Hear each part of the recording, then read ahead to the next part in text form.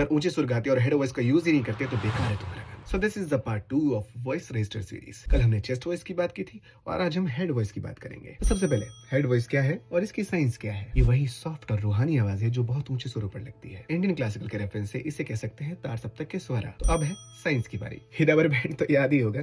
जब भी आप ऊंचा गाते हैं तो आपके वोकल फोल्ड्स ऐसे खिंच के पतले हो जाते हैं और वो सिर्फ अपने किनारों यानी एजेस से एक दूसरे से छूते हैं और इतनी हल्की टक्कर से ही निकलती है वो लाइट, एरी और रूहानी सुर। अगर समझ नहीं आया तो आपकी स्क्रीन पे एक इमेज आ रही होगी। इस इमेज में अपने वोकल फोल्ड्स की पोजीशन को देखिए।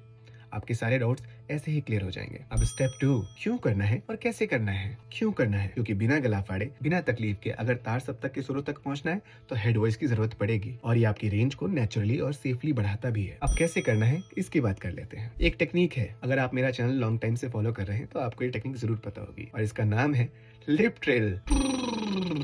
अब लिप ट्रिल करने का सही तरीका क्या है और करते कैसे हैं, इसी पेज पे वीडियो है, जाकर देख लेना। तो प्रैक्टिस को शुरू करने से पहले आपको पता होना चाहिए कि हेड वॉइस साउंड कैसे करती है। देखिए एक एग्जांपल से समझाता हूँ, इसे देखिए।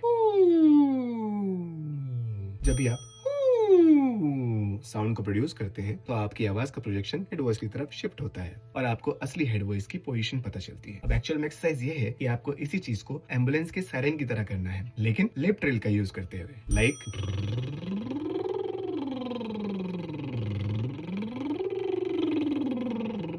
कोशिश करिए आवाज को हल्का रख के जितना ऊपर तक आप आवाज को लेके जा पाए जाइए और नीचे तक भी आइए। एक सायरन की तरह साउंड निकालिए। अब बारी है पार्ट 3 की।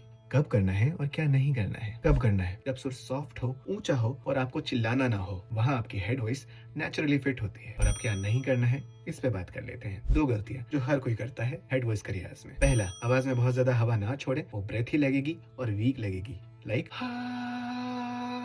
और दूसरा, गले को अंदर से भींचो मत बल्कि खुला रखना है। अगर स्क्वीज करोगे गले को तो सुर टूटेगा और गले में तकलीफ भी होगी, क्योंकि हेड वॉइस का मतलब है गला अंदर से खुला हो, सुर पे हल्का टच हो, यानी वहाँ चिल्लाना नहीं है, और सांस पे कंट्रोल हो। अगर ये 3 चीजें सही हैं तो आप परफेक्टली हेड वॉइस को यूज कर पाएंगे। तो अब आपने चेस्ट वॉइस भी सीख ली और हेड वॉइस भी सीख ली और कल हम सीखेंगे मिक्स्ड वॉइस और उन्हें ब्लेंड कैसे करना है चेस्ट वॉइस से हेड वॉइस में। तो कल के लेसन के लिए अभी से फॉलो करके रख लो, क्योंकि इसी चैनल पे वीडियो आएगी।